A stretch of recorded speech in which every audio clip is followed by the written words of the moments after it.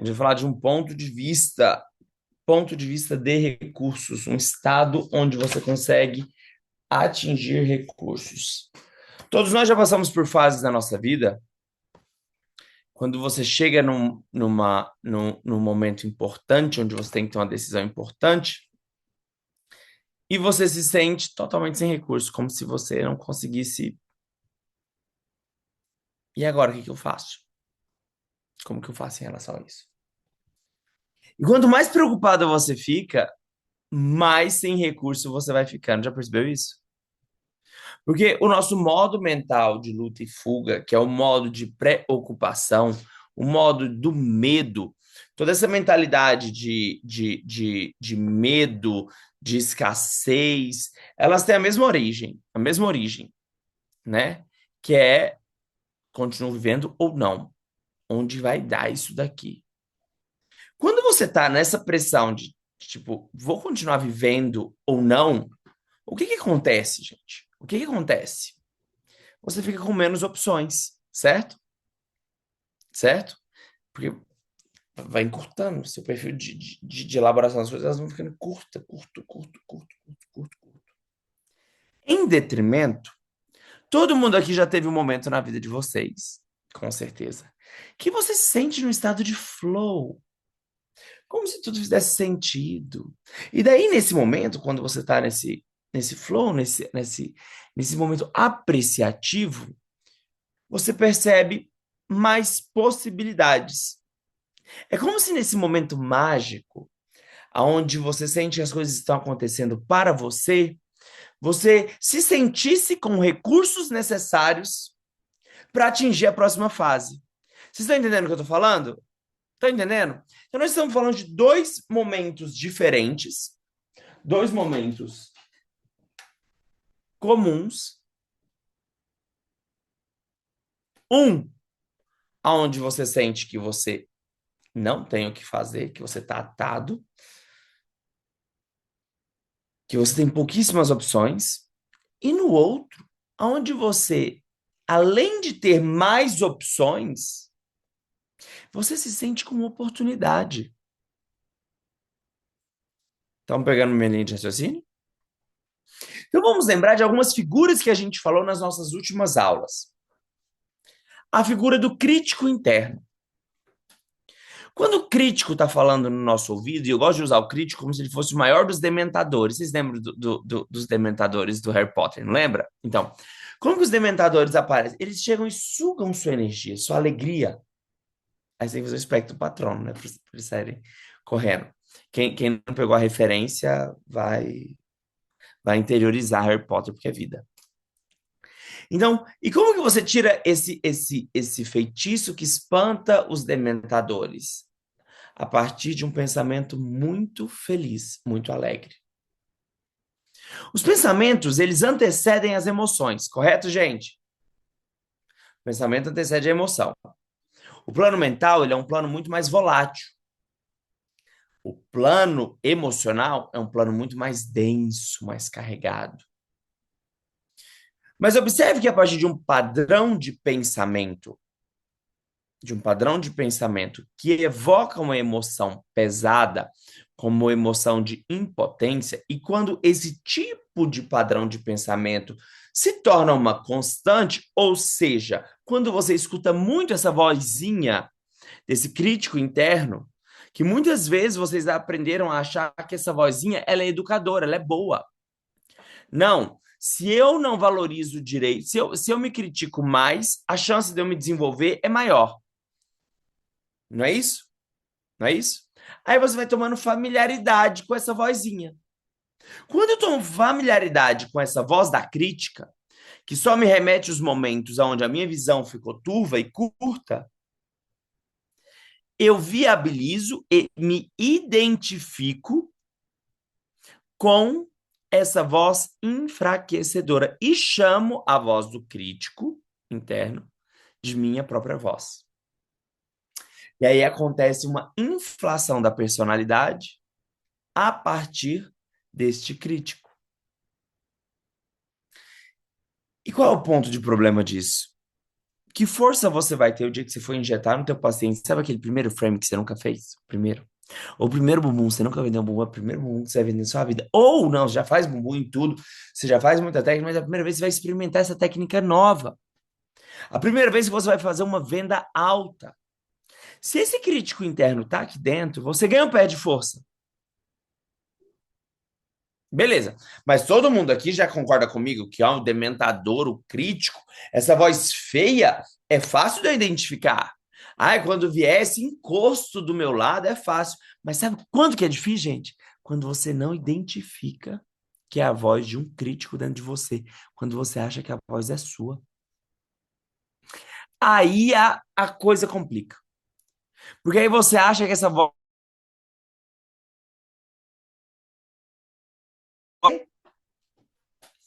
Esse é o perigo da gente pegar um padrão mental que coloca a gente numa emoção baixa e conviver com ele todos os dias, porque a familiaridade vai fazer você achar que essa voz do crítico interno ela é sua. E hoje eu vou falar com vocês sobre a outra voz. Hoje eu vou falar com vocês sobre a voz do sábio interno.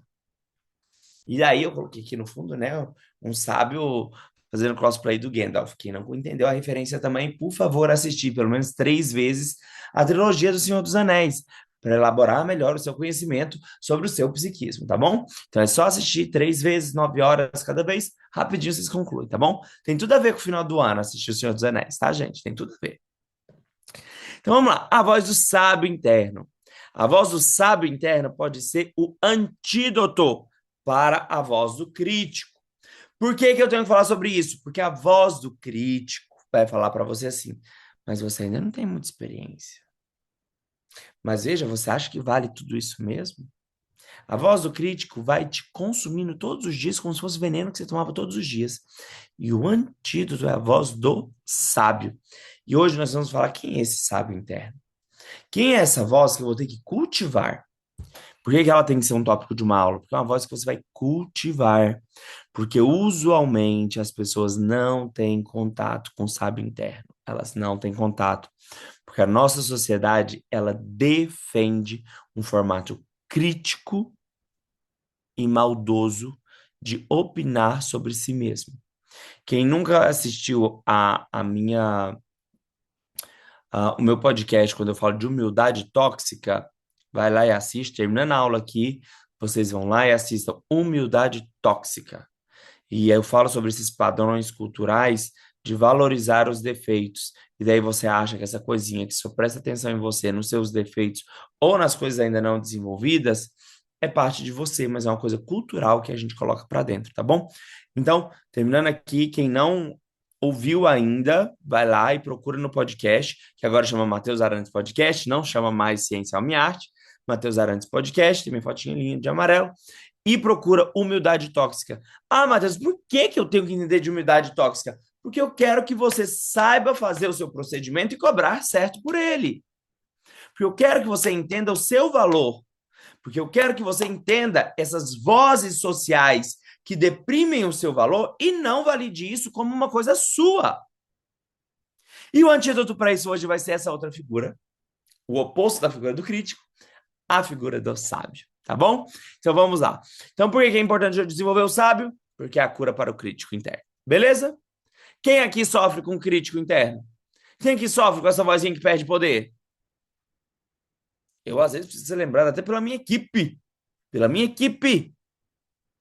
que fala, olha, olha o sabotador, aí eu, opa. Então isso, gente, aprenda para a vida de vocês e já divide com a família. Porque conhecimento, quando a gente divide, multiplica. Divide com os amigos, o pessoal da clínica. Porque a Kênia mesmo, direto, ela me pega falando assim: ó, o sabotador, doutor. Aí eu lembro: opa, peraí. Às vezes o sabotador vem com uma coisa que a gente chama de perfeccionismo. Que aí não faz nunca. Porque nunca dá bom o suficiente. Tá bom? Vamos lá, pode passar. Primeiro encontro a gente falou sobre como vencer seus limites internos, depois a gente falou sobre metas. Isso aqui, gente, é o nosso encontro da nossa pós-graduação em beleza funcional, Onde a gente está falando sobre o quê, meu povo? Estamos falando sobre o quê? Estamos falando sobre o inner work, sobre desenvolvimento de habilidades internas, ferramentas internas, que vai fazer de você um grande injetor, um dono de clínica maravilhoso, uma pessoa que empreende na sua carreira. Se você não é dono de clínica ou trabalha na clínica de alguém, você é empreendedor da sua carreira, ainda que seja na clínica de outras pessoas. Então você tem que dominar essas forças internas, essas ferramentas internas. Falamos sobre metas, falamos sobre mapa de realidade mental, falamos sobre uma metáfora sobre o desenvolvimento da personalidade e o alinhamento corpo e mente.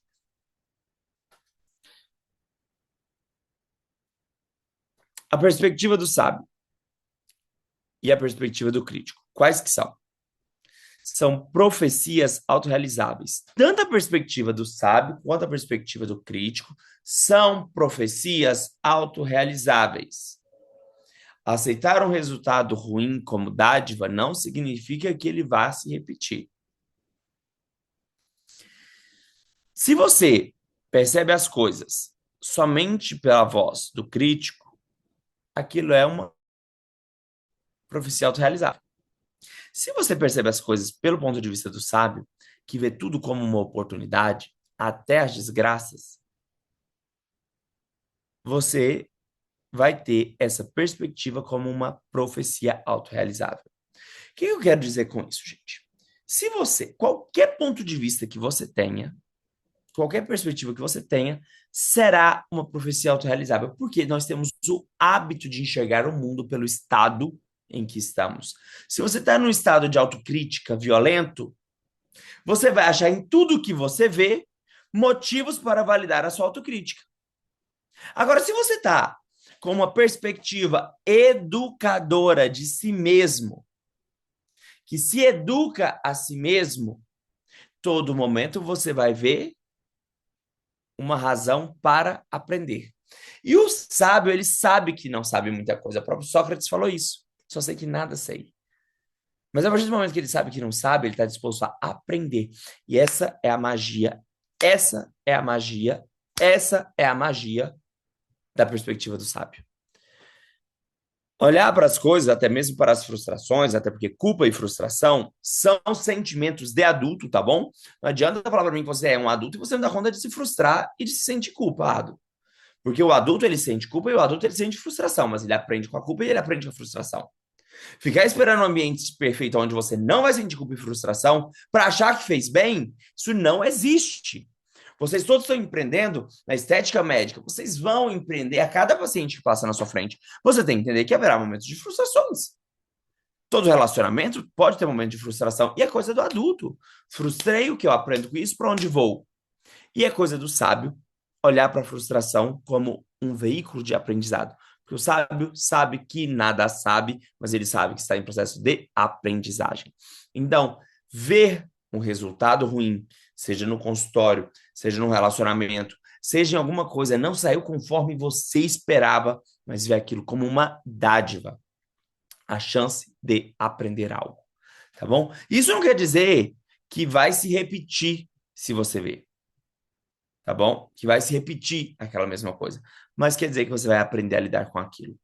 Eu ando muito abismado, assim, o tanto que as pessoas, especialmente pessoas de pequenas virtudes, gostam de responsabilizar os outros pelos resultados ruins. Ai, é do governo. Ai, é que esse momento histórico. É porque prendeu o Bolsonaro. É porque soltou o Lula. É porque fez não sei o quê. As pessoas que justificam e que dão responsabilidade por seus resultados a qualquer coisa externa, elas estão dando o seu poder pessoal a qualquer coisa externa. Repita comigo. A pessoa que responsabiliza os seus resultados a fatores externos, ela entrega o seu poder pessoal a fatores externos. Toda vez que você não se responsabiliza pelo que acontece na sua vida, você entrega o teu poder pessoal a outro. Esse é um sistema de flacidez psíquica. Flacidez psíquica. E ninguém aqui quer ser flácido, né? Pessoas moles, que não dão conta de empreender, que não dão conta de assumir, fiz, me magoei nisso, mas beleza, tô aqui, o meu intuito é crescer, eu vou fazer acontecer, eu tô aqui, eu vou dar as caras e vai acontecer. Vou aprender com os meus erros, será que eu pisei na bola aqui, será que eu pisei lá? Tempo gasto em raiva, arrependimento, culpa é tempo perdido. E repito, o sangue da vida é o tempo. Tempo é o sangue da vida. Agora você vai ficar aí remoendo, tá magoadinha, porque o paciente disse não, porque o curso foi não sei o quê. O tempo que você paga magoadinha, arrependidozinho, ai, lamentando a sua culpa, lamentando a sua frustração, tendo acessinho de raiva, é tempo perdido, é vida perdida. Quem que fica remoendo? Quem que fica remoendo? Com raiva, com arrependimento, remoendo culpa. Culpa, gente, é coisa de adulto para ver. Opa! Infringi aqui algo importante. Como que eu faço para me adaptar? Quem fica perdendo tempo dentro dessa redemoinho, esse arcabouço de pensamento negativo, perde vida. E o preço é muito caro, gente. Pode passar.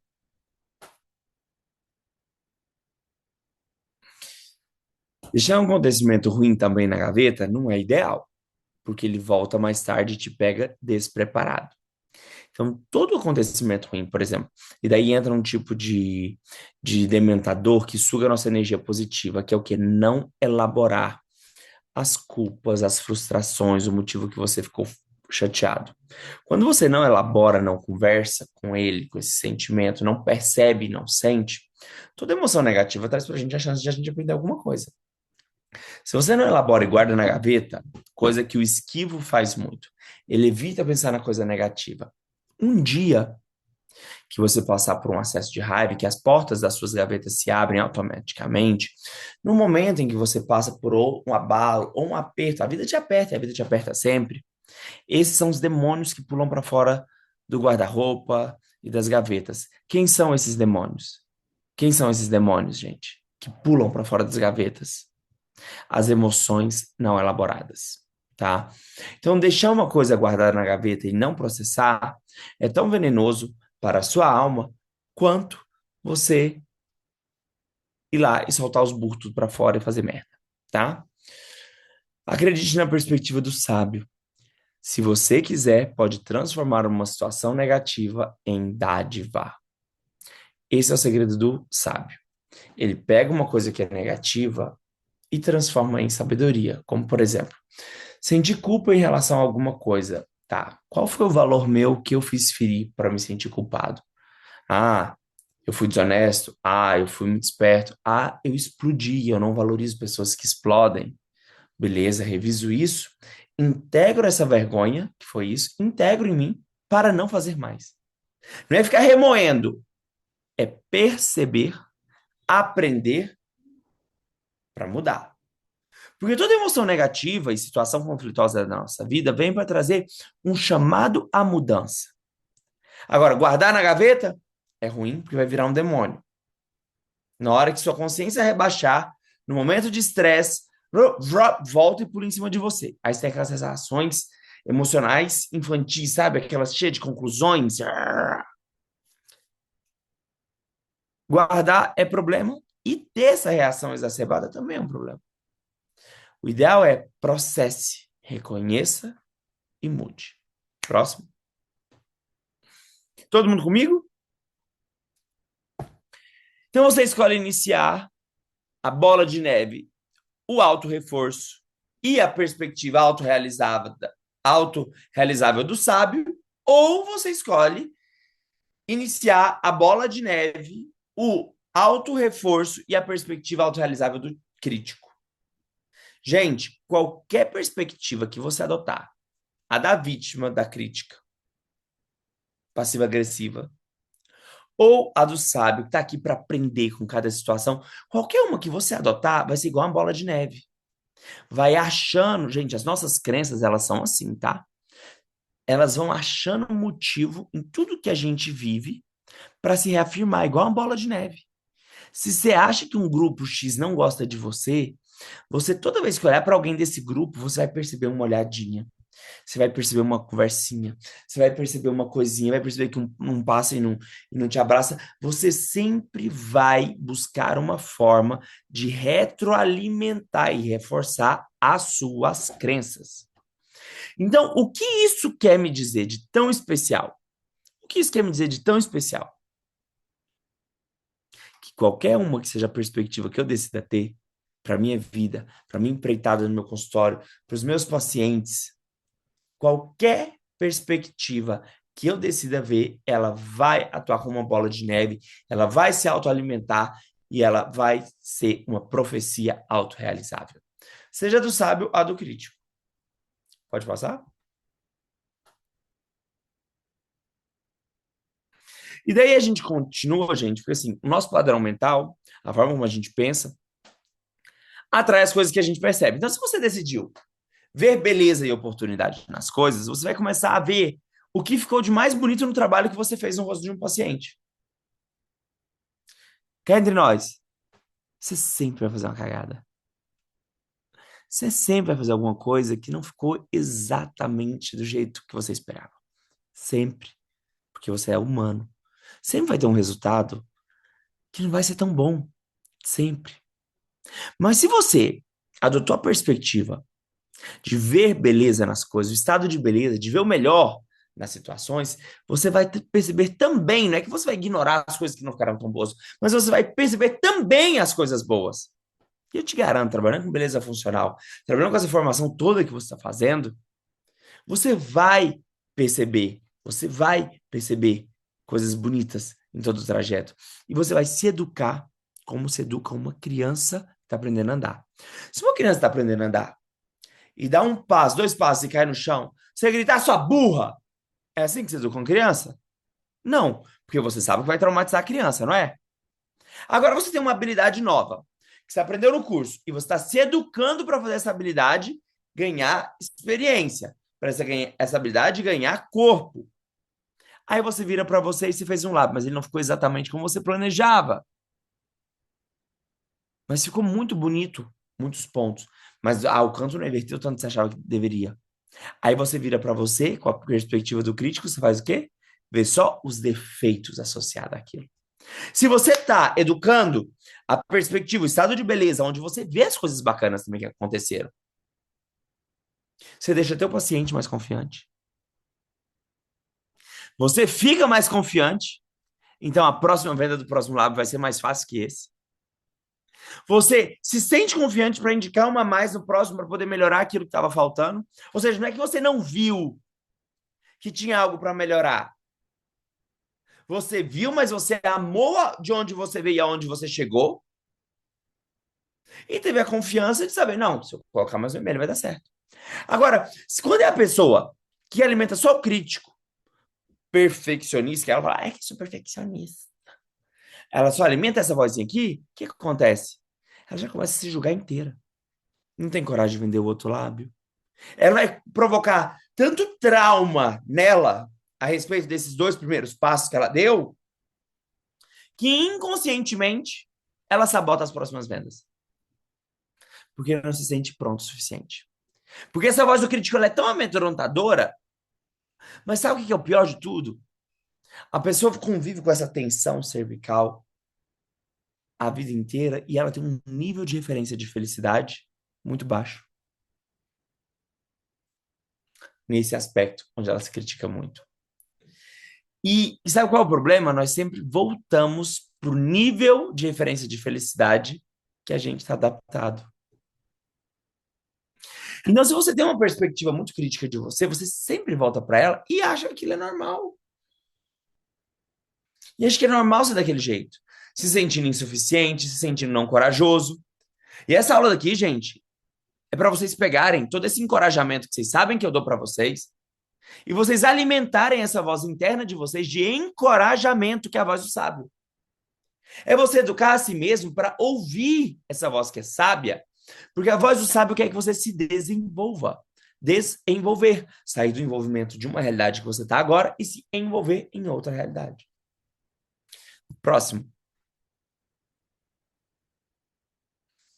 Então a empatia começa com você. Antes de tentar compreender o outro, coisa que a gente faz muito em beleza funcional, é entender em que momento de vida o meu paciente está, como que eu posso indicar algo para ele, como que eu posso moldar esse meu paciente para a melhor versão dele. Eu tenho que compreender primeiro a mim mesmo, a minha essência, ao meu processo de desenvolvimento e me tratar com amor e empatia de um sábio, de um sábio. O sábio que é o seu melhor. Então, como que um sábio te educaria? Imagina lidar com a sua criança interior pura e sem a influência dos sabotadores. E depois fazer isso mesmo, ao lidar com a criança que existe no outro. Quando você aprender, olha que preciosa que é essa aula. Quando você aprender a lidar com amor com a sua criança interior, que é o seu estado emocional, você vai aprender a lidar com o estado emocional do seu paciente. Então você vai saber fazer manejo de complicações, você vai saber fazer manejo de expectativas, você vai saber fazer manejo de mudança de estilo de vida. Porque na hora que você vai fazer um procedimento corporal, você não precisa de mudança de estilo de vida. Vamos lá, procedimento. Ah, mas eu não gosto de corpo. Procedimento facial. O paciente tem um rosto muito redondo, está fazendo pontos para marcar mais osso no paciente. Ela vai lá e engorda 3 quilos. O que acontece? Engole tudo de novo. Mudança de estilo de vida não é uma coisa que você precisa atuar no consultório junto. Se você adquire empatia interna com a tua criança interior, você aprende a ser mais empático com o teu paciente, com a tua equipe. E não tô falando para você ser otário, eu tô falando para ser empático. Porque tem gente que confunde empatia com ser otário. Se alguém começa a choramingar na minha frente, papo de vítima na mesma hora, eu congelo. Quer subir? Minha mão tá aqui. Vamos junto. Quer cair?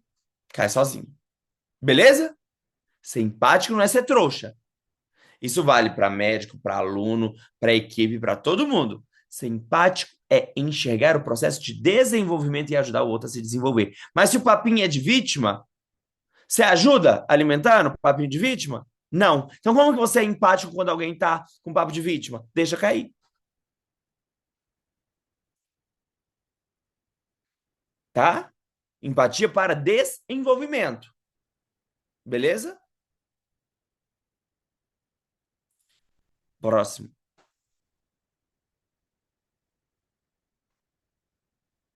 Então, uma forma bacana da gente sair desse modo ludo-fuga é concentrar-se nas nossas sensações. Então, às vezes, a mente está bem enlouquecida, né, gente?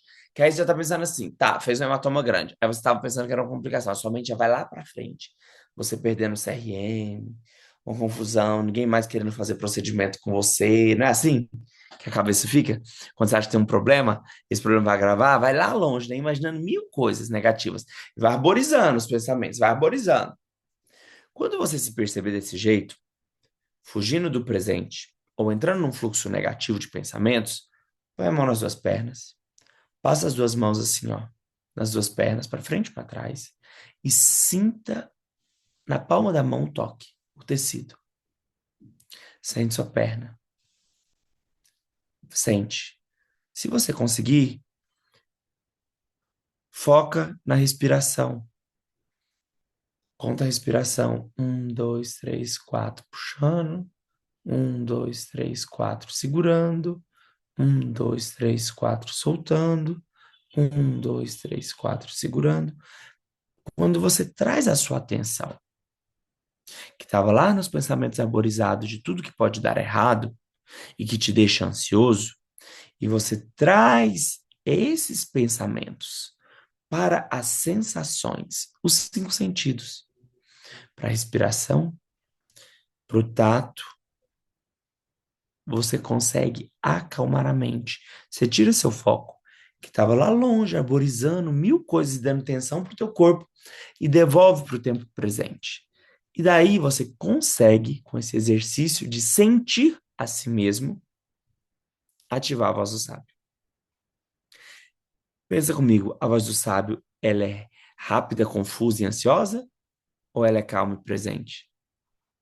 Calma e presente. Então, estar no corpo e estar presente é uma forma de ganhar consciência de sabedoria. Isso vale ouro, gente. Anota isso que vale ouro. Vale ouro. Isso é técnica, às vezes vai fazer 20 anos de terapia e a pessoa não te passa. Formas, então, no meu dia a dia que eu tenho para atingir uma qualificação em estar presente no corpo. Na academia, quando você está fazendo a musculação, pensar no músculo que você está contraindo. Pensar na postura que você quer adquirir. Ao escovar os dentes, escovar pensando em limpar cada dente, concentrado na escovação, na respiração, concentrado na entrada, contenção, saída e contenção do ar. Na comida, saboreando a refeição. Comendo e mastigando garfada por garfada. Colocando todo o seu foco nos detalhes das sensações, pode passar. Você consegue acalmar os sabotadores e diminuir a sua fome emocional. Aquela fome que te faz engruvinhar em pensamentos de futuro e te confunde totalmente. Pode passar. Ouça uma boa música, que pode ser uma forma poderosa de acalmar sua mente. E eu não estou falando aqui, gente, do batidão, tá bom? Estou falando de uma boa música clássica, de uma boa música que mexe com emoções positivas em você. Então, é uma música da sua banda preferida que te leva para um lugar de memórias legais. Conecte-se a memórias bacanas que dão força para a sua personalidade. Próxima. Afrodite, então, nós que trabalhamos com beleza, precisamos muito dela. Porque a Afrodite, gente, é o arquétipo, a imagem arquetípica da conexão com o próprio corpo, do estado de presença, de autoridade em ser quem se é. Afrodite é a conexão com o próprio corpo, com as sensações. E tudo que você faz que fortalece as suas sensações, fortalece o seu estado de presença. Quando eu fortaleço o meu estado de presença, eu consigo pensar melhor. Eu consigo ter respostas mais acuradas. Eu consigo chegar mais próximo do meu eu superior. Eu consigo me aproximar, através dessa bela lei do meu sábio interno, que ele está no momento presente, calmo. Como que está o nosso sábio, gente? No momento presente e calmo. Gente, quem tiver algum ahá importante, vai escrevendo aqui no chat, tá? Pegou uma coisa que você achou importante, escreve no chat, tá bom? Então, é ela que vai te guiar a viver esse momento mais presente. É ela que vai te ajudar a escutar essa voz sábia interior. O que que o sábio vê, gente? Uma oportunidade em todos os momentos. Porque quem está no presente vê oportunidade. Pode passar? Então, como que eu quantifico o consciente de inteligência positiva? Gente, o inteligente positivo é o sábio, né? A quantidade de sentimentos gerados pelo sábio versus a quantidade de sentimentos gerados pelo crítico. Todo pensamento que destrói o seu poder pessoal, ele tem origem no crítico, que é originalmente do medo. Então, como que eu quantifico? Pelos momentos do dia onde eu consegui manter minha energia alta para perceber as oportunidades e a quantidade de momentos do dia que eu mantive minha energia baixa, não conseguindo perceber as oportunidades daquele dia. Beleza? Isso é o coeficiente de inteligência positiva. Pode passar? Os sabotadores estão relacionados ao cérebro no modo de sobrevivência, ao circuito de sobrevivência, e todos eles têm origem no medo. Eles foram criados e sustentados a partir desses circuitos de preservação de espécie. São os 10 sabotadores: o hiperracional, o inquieto, o vítima, o hipervigilante, o controlador, o esquivo, o prestativo, o insistente, hiperrealizador. Esse livro, gente, é o livro do Charizard, tá bom? Sobre inteligência positiva. Tá? Depois tem o audiolivro deles lá, com a coisa que nem manda para vocês. É muito interessante vocês darem uma entendida. E o crítico, gente, na verdade, ele é representado por todos esses de baixo aqui. A origem dele é o medo. Ele é o grande chefão das coisas, tá? Eu gosto de trabalhar só com o nome do crítico. Não gosto de ficar distribuindo os sabores de crítico, não. Pode passar? Na pontuação de felicidade. Se sua pontuação de QP pode refletir diretamente a sua felicidade. Quanto mais sentimentos bons ao longo do dia, maior minha sensação de felicidade. E qual é a vantagem disso, gente? De eu começar a estimular mais sentimentos positivos durante o dia. Porque eu me acostumo com um nível de felicidade. Ou seja, eu começo a me identificar com um nível de felicidade muito alto. E isso é maravilhoso para minha vida. Porque aí eu começo a cultivar oportunidades. Não se esqueçam, as oportunidades andam junto com as felicidades. Se vocês forem educar tudo errado, achar que uma pessoa séria, emburrada, encafufada, é a que acha mais oportunidade. Não. Aquele discurso pessimista pode parecer mais inteligente, mas a prosperidade acompanha a felicidade. Pode passar. Pode passar. Então, a nossa missão aqui é sentir propósito e significado em tudo. E nosso propósito é uma vida preenchida. Ah, uma vida cheia. Porque não adianta você chegar lá, você pegar a sua meta, 1 milhão de faturamento por mês. Beleza, bateu. E aí? Sem sentido, sem significado. Estando infeliz, a custo de que você chegou nesse 1 milhão? Agora é diferente você conquistar a tua meta de 1 milhão, que não tem problema nenhum ter, gente, tá? Mais pleno, alegre, com todos os dias, com seu QP, seu coeficiente aqui em cima, ó, de quem tá vibrando e vendo oportunidade em tudo que você faz. É totalmente diferente. Então, a nossa missão na hora que a gente está falando sobre a linguagem do sabotador e a linguagem do crítico, porque às vezes você atinge sua meta pela linguagem do crítico. Aqui, escutando o crítico do lado, fala, você não é bom nisso, você não é aquilo. Você atinge a meta às custas de quê? De muita tensão, de infelicidade, de se sentir incapaz o tempo inteiro. A custas de relacionamentos mal guiados, porque o crítico aqui, meu amor, quem se critica muito, critica os outros. Quem se critica muito, critica os outros. E a infelicidade, gente, nosso estado emocional, ele contamina o meio que a gente está. Se você atingir sua meta baseado na voz do crítico, te garanto que você vai contaminar o meio ao seu redor. Agora, se você atinge sua meta, escutando a voz do sábio, porque a voz do sábio também gosta de dinheiro, gente. Gosta de fortuna. Ah, você vai ser uma pessoa que vai deixar as pessoas ao seu lado muito felizes. Muito felizes. Porque isso é realização. Sucesso, gente, é viver a vida nos seus termos. E eu garanto que o termo de ninguém é ser infeliz. Pode passar? Então, transforme os desafios em dádivas. Pergunte-se o que eu posso fazer para que esta questão grave se torne uma dádiva daqui a 3 anos. Como que eu poderia contar essa história, que eu estou contando hoje com um tom de gravidade, de uma forma positiva? No futuro. E daí você começa a elaborar, porque nada na nossa vida tem sentido a não ser o sentido que a gente dá. Todas as experiências acontecem na nossa vida, elas vêm peladinhas. Quem dá a roupinha para a experiência é a gente. E você pode ir mudando essa roupinha até ser um modelo de roupinha que te ajuda a crescer. Eu não estou falando que uma situação ruim ou difícil será uma situação boa, mas ela pode se desenrolar em algo bom, a depender da narrativa que você constrói. E a narrativa do sábio, ela é construtiva. Como que é a narrativa do crítico? Desconstrutiva. O que que a narrativa do sábio dá pra gente? Força, coragem. O que que a narrativa do crítico dá pra gente?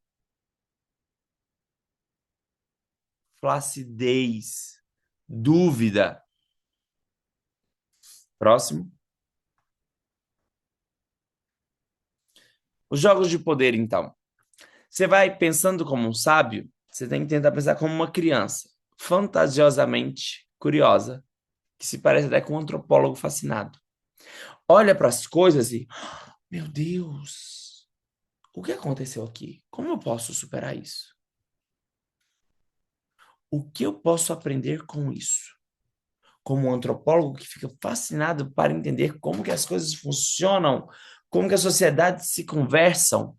Agora, você quer ver uma forma infeliz de você viver a vida achando que você já sabe as respostas das coisas? Ao invés de ter aquela fascinação de criança, de querer entender como que as coisas funcionam, quando você passa batido pelas experiências achando que você já sabe tudo sobre o que está acontecendo. Aí é a perdição. Aí é a queda garantida. Quem já acha que sabe tudo sobre todas as situações, sobre todas as pessoas, joga o jogo do crítico. Porque o crítico coloca rótulos muito bem determinados em tudo. E esses rótulos limitam a criança e o antropólogo fascinado. Que essas duas são imagens do sábio. Pode passar?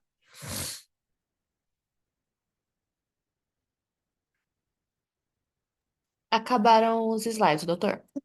Então, a partir disso, gente,